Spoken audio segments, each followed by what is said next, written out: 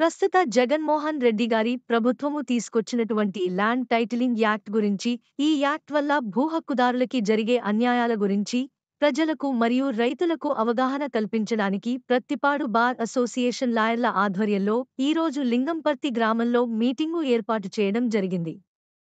ఈ యొక్క మీటింగ్కి ముఖ్య అతిథులుగా జనసేన పార్టీ ఇన్ఛార్జ్ శ్రీవరపుల తమ్మయ్య బాబు గారు, అలాగే జనసేన పార్టీ జిల్లా కార్యదర్శి పెంటకోట మోహన్ గారు, అలాగే ప్రత్తిపాడు బార్ అసోసియేషన్ మాజీ అధ్యక్షులు శ్రీ బుగతా శివగారు, అలాగే ప్రముఖ న్యాయవాది అవసరాల దేవి గారు మరియు ప్రత్తిపాడు బార్ అసోసియేషన్ నుంచి పలువురు లాయర్లు ఈ యొక్క కార్యక్రమంలో పాల్గొన్నారు.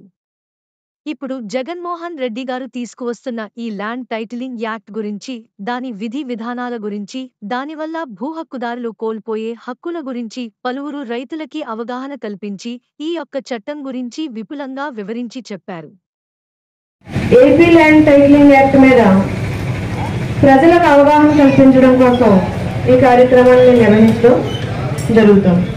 ఏ విధంగా అయితే ఆధార్ నెంబర్లు ఉన్నాయో ప్రతి ఒక్కరికి ఒక ఆధార్ నెంబర్ ఇవ్వడం జరిగింది, అది మీ అందరికీ కూడా తెలుసు. అలాగే ల్యాండ్ కూడా ఒక యూనిక్ ఐడిని ఇవ్వడం దీని యొక్క ముఖ్య ఉద్దేశం. ప్రతి రాష్ట్రంలోనూ కూడా జరుగుతుంది.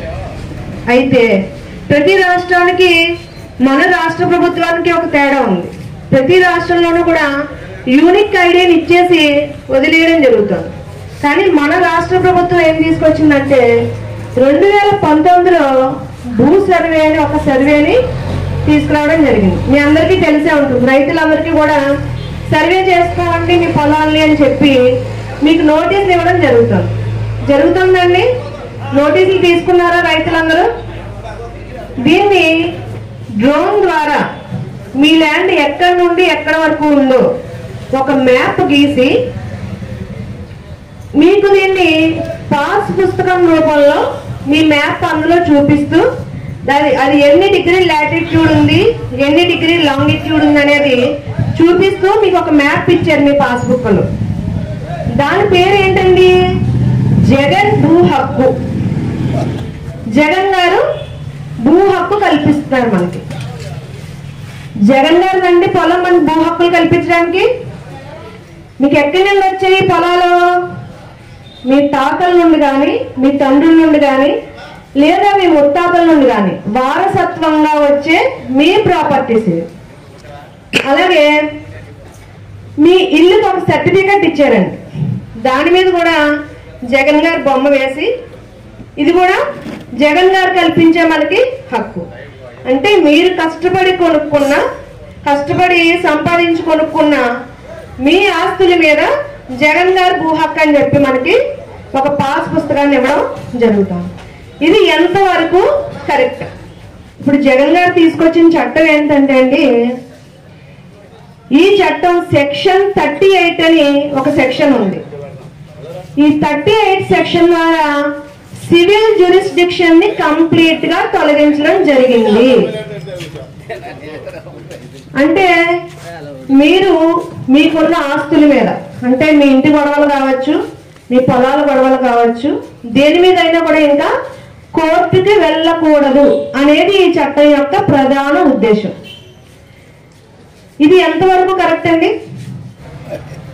అంటే మీ ఆస్తికి ఎంతవరకు మీకు హక్కు ఉంది, ఈ చట్టం మీకు ఏం చేస్తోంది అనేది మీరు ఒకసారి అర్థం చేసుకోండి.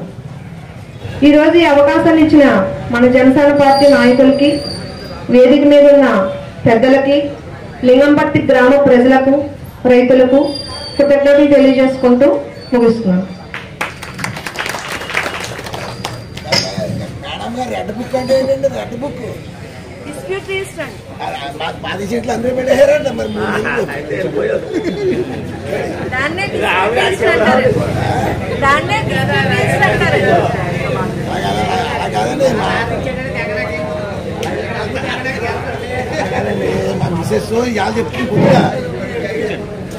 అందరికీ నమస్కారం. ఈ రోజున మరి ఇటువంటి సమావేశాలు ఏర్పాటు చేసి రైతాంగాన్ని, ప్రజలను కూడా మేలుకొల్పుతున్నందుకు ముందుగా న్యాయవాదులందరికీ కూడా, ప్రతి ఒక్క న్యాయవాదికి కూడా శిరస్సు వంచి నమస్కారం తెలియజేస్తా ఉన్నాను. ఎందుకంటే ఇప్పుడు సోదరి మన దేవి గారు చెప్పినట్టు మరి ఈ చట్టంలో ఉన్న లొసుగు ఎంత అంటే ఇంకా అంతా ఇంత కాదు. అధికార పార్టీ నాయకులకి దాసోహంగా ఉండే ఉద్యోగస్తులు ఉన్నంతకాలం ఈ చట్టంలో చాలా చిత్రమైన ఇది ఉంది. ఇప్పుడు కొన్ని చోట్ల చాలా విలువైన భూమి ఉంటుంది. ఆ భూమిని మనం అమ్మమ్మని అవతల ఆసామీ మీద ఒత్తిడి తీసుకొస్తా ఉంటాం. ఆ ఒత్తిడి తీసుకొస్తాడు అమ్మడు, నాకు కావాలి ఇది, నా భూమి ఇది, నా తాతలు ఇచ్చారు, నా తండ్రులు ఇచ్చారని. కానీ ఈ చట్టం అమల్లోకి వస్తే మటుకి మనం ఒక నెలలోనో 2 నెలల్లోనో 3 నెలల్లోనో మనం డబ్బులు ఖర్చు పెట్టి ఆ భూమిని మనం హ్యాండ్ ఓవర్ చేసేసుకోవచ్చు. ఇప్పుడే ఒక సోదరుడు చెప్తున్నాడు, ఆ రెడ్ బుక్ అంటే ఏంటమ్మా అని చెప్పేసి మన లాయర్ గారిని అడగడం జరిగింది. ఆయనకి 40 సెంట్లు ఆల్రెడీ రెడ్ బుక్లోకి వెళ్ళిపోయిందట. అలాగే ఆ చివరిలో ఉన్నటువంటి లక్ష్మి గారి కత్తిపూడి ఆవిడది కూడా సేమ్ ఇదే డిస్ప్యూట్. ఇక్కడ నేను మాట్లాడేటువంటి మాటలు ఏవి కూడా రాజకీయ నాయకుడిగా నేనేం మాట్లాడతా లేదు. ఈ సమావేశం కూడా ఏ రాజకీయ పార్టీకి సంబంధించింది కాదు. న్యాయవాదులు వచ్చారు, రైతులను మనం ఎడ్యుకేట్ చేయాలన్నారు. ఒక రైతుగా ఈ గ్రామంలో జీవించే పౌరుడుగా, సాధారణ పౌరుడుగానే నేను ఇక్కడ ఈ సమావేశంలో మాట్లాడుతున్నాను. ఏ పార్టీకి గురించి కానీ, ఏ పార్టీని విమర్శించడం కానీ, నేను ఇది చేయడానికి కానీ ఈ సమావేశాన్ని ఉపయోగించుకోదలుచుకోలేదు. కానీ ఇప్పుడు అధికారంలో ఉన్నటువంటి ప్రభుత్వం ఇటువంటి దుర్మార్గమైన చర్యలన్నీ కూడా చేస్తూ మన యొక్క వ్యక్తిగత స్వాతంత్రాన్ని హరించే విధంగా తాత తండ్రుల నుంచి పూర్వం నుంచి వచ్చిన జిరాయితీ భూములు కానీ, లేకపోతే మీరు కష్టపడి రూపాయి పాపాయి సంపాదించి మీరు కొనుక్కున్నటువంటి భూములు కానీ మనకి హక్కు లేకుండా ప్రభుత్వానికి హక్కు ఉండేటువంటి విధంగా చేయడానికి ఈ ముఖ్యమంత్రికి, ఇప్పుడున్న ఈ ప్రభుత్వానికి ఎంతవరకు సమంజసం? సంపాదించేది నువ్వా, కొనుక్కునేది నువ్వా? నీకు ఇచ్చే పాస్బుక్ మీద ముఖ్యమంత్రి బొమ్మ, అతను ఏం చేసాడని అతను బొమ్మ వేయాలి. ఈ రోజున నువ్వు ట్యాక్సులు కడుతున్నావు, వేలాది రూపాయలు కడతా ఉన్నాం మనం. ఆ డబ్బులతో, ఆ ట్యాక్సులతో ఈ ప్రభుత్వం రన్ చేస్తూ మనకి ఇచ్చేటువంటి ఒక 20 కేజీల బియ్యం మీద కూడా అతని ఫోటో, మనకి ఇచ్చేటువంటి చదువుకుని పుస్తకం మీద అతని ఫోటో. ఏం చేసాడని? అతను ఏమన్నా స్వాతంత్ర సమరయోధుడా? లేకపోతే అతనికి ఉన్నటువంటి లక్షలాది కోట్ల రూపాయలు ఈ ఆంధ్ర రాష్ట్రంలో ఉన్న ప్రజలకు దారాదత్తం చేసి ఈ ప్రజలందరినీ కాపాడా ఆ ముఖ్యమంత్రి గారు?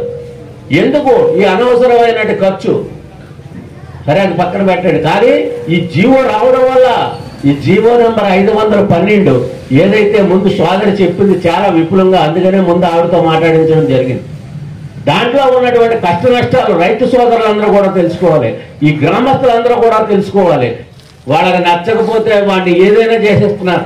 పూర్వంలాగా ఒక నైతిక విలువలు లేవు ఈ రోజున రాజకీయాల్లో. వాళ్ళు చెప్పిన మాట వినకపోతే అధికారులు కూడా ఎక్కడెక్కడికో దూరంగా తరిమేస్తున్నారు. గ్రామస్తులు కూడా రకరకాలుగా ఇబ్బంది పెడుతున్నారు. పెన్షన్లు ఆపేస్తున్నారు, ఇళ్ళు శాంక్షన్ చేసినటువంటివి కూడా ఆపేస్తున్నారు. ఇటువంటి ప్రతీకార చర్యలతో ఉన్నటువంటి ఈ ప్రభుత్వాల మనుగడలో ఈ రోజున ఇటువంటి చట్టం వచ్చిందంటే ఇంకెందుకంటే దారుణం ఇంకేం ఉండదు. మీరు ఎవరో కూడా మాట్లాడటానికి వీలేదు. కొంతమంది సెంటర్లో తిడుతుంటారు,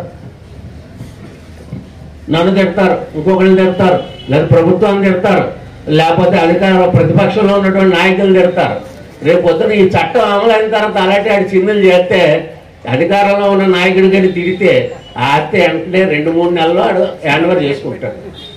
అటువంటి స్థితిని, అటువంటి దుస్థితి ఈ రాష్ట్ర ప్రజలకు రాకూడదని ఈ యొక్క న్యాయవాదులందరూ కూడా మరి ఈ రోజున కంకణం కట్టుకొని రాష్ట్ర వ్యాప్తంగా ధర్నాలు చేసి, పిచ్చి రైతులారా తెలుసుకోండిరా మీరు, పిచ్చి పౌరులారా తెలుసుకోండిరా మీరు, ఈ యొక్క నష్టం మీకు జరుగుతుంది, మేము స్పందిస్తున్నాం, మా బాటలో రండి, మీరు మాకు మద్దతు ఇవ్వండి, మేము ఎదరికెళ్తామని చెప్పేసి మరి వాళ్ళు ఊరూరా ఇటువంటి కార్యక్రమాలు చేస్తున్నందుకు న్యాయవాదులందరికీ కూడా మనం ఎంతో రుణపడి ఉండాలి. ఈ చట్టం గురించి, ఈ చట్టంలో లొసుగుల గురించి మేము ఏదేదో మాట్లాడేస్తుంటాం, కానీ వాళ్ళకి తెలిసినంతగా జీవోలు, నెంబర్లు, సెక్షన్లు మనకు తెలియవు. ఈ కార్యక్రమం మందే. దీనివల్ల బొగత శివ గారికో దేవి గారికో వచ్చేటువంటి లబ్ధి ఏమీ లేదు. ఈ కేసు కాకపోతే ఇంకో కేసు వస్తుంది వాళ్ళకి. ఈ రాష్ట్రంలో, ఈ దేశంలో 29 రాష్ట్రాలుంటే ఈ రాష్ట్రంలోనే ఈ చట్టాన్ని ప్రవేశపెట్టడానికి ఈ జగన్ ముఖ్యమంత్రి, ఈ సైకో ముఖ్యమంత్రి ప్రయత్నం చేస్తా ఉన్నాడంటే మరి ఆయన యొక్క పరిపాలనా విధానం గురించి ఈ రోజునన్నా మీరు తెలుసుకోవాలి. నేను ఈ ప్రజా సంక్షేమం గురించి చాలా కార్యక్రమాలు చేస్తాను. ఈ ప్రజల సంక్షేమాలను ఉద్ధరించడానికి నేను వచ్చాను. మా తండ్రి తర్వాత నేను వారసత్వం పుచ్చుకున్నానని చెప్పిన ఈ జగన్ గారు మరి ఇటువంటి అన్యాయమైన కార్యక్రమాలు చేసి మనకు ఉన్నటువంటి హక్కుని అతను తీసుకోవడం ఏంటండి? మన భూ హక్కుని, మన యాజమాన్య హక్కుని అతను తీసుకోవడం ఏంటి? అతను ఎవరు తీసుకోవడానికి?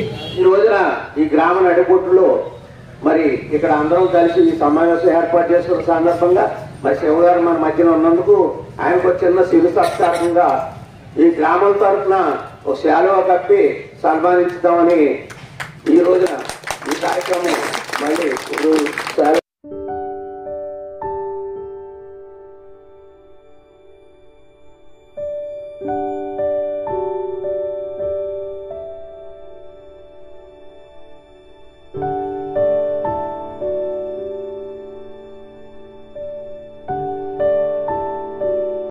ఇవాళ ఆంధ్రప్రదేశ్లో ఆశా వర్కర్లు రోడ్డెక్కారు. నిన్నగాక మొన్న మిడ్ డే మీల్ సంబంధించినటువంటి లేదు ఆయాలకు సంబంధించినటువంటి వాళ్ళు రోడ్డెక్కి ఆందోళన చేస్తున్నారు. అదే రకంగా రైతులు వాళ్ళ కనీస హక్కుల కోసం, కనీస పంటలకు సంబంధించినటువంటి కనీస గిట్టుబాటు ధర కోసం ఇవాళ హక్కుల కోసం పోరాటాలు చేస్తున్నారు, ఉద్యమాలు చేస్తున్నారు. ఇవాళ ఆంధ్ర రాష్ట్రంలో ఒక విచిత్రమైనటువంటి పరిస్థితి ఉంది. పాలకులకి అధికారం, అపరిమిత అధికారాలు కట్టబెట్టిన అది అరాచకానికి దారితీస్తుందనేది వాళ్ళ ఆంధ్ర రాష్ట్రంలో కనిపిస్తుంది. మొట్టమొదటిసారిగా ఆంధ్రప్రదేశ్ భూ హక్కు చట్టంపై మాట్లాడింది లోకేష్ గారు ఒక సభలో దాన్ని ఖండించారు. అలాగే నిన్నగాక మొన్న Guntur Bezawada bar association meeting లో గౌరవనీయులు జనసేన పార్టీ అధ్యక్షులు పవన్ కళ్యాణ్ గారు కూడా దాన్ని తీవ్రంగా ఖండించడం జరిగింది.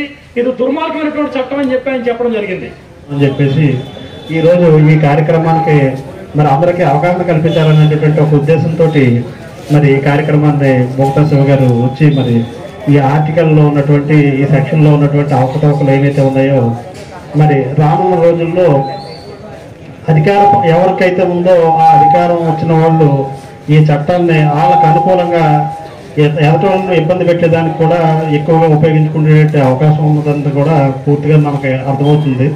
మరి అలాగే ఈ కార్యక్రమానికి వచ్చి దేవి గారు కూడా వారి యొక్క పూర్తి స్థాయిలో అవగాహన కల్పించడం అందరినీ కూడా చెప్పడం జరిగింది. ఈ కార్యక్రమానికి వచ్చినందుకు మీకు ప్రత్యేకమైనటువంటి ధన్యవాదాలు తెలియజేసుకుంటూ ఈ కార్యక్రమాన్ని ముగిస్తున్నాం.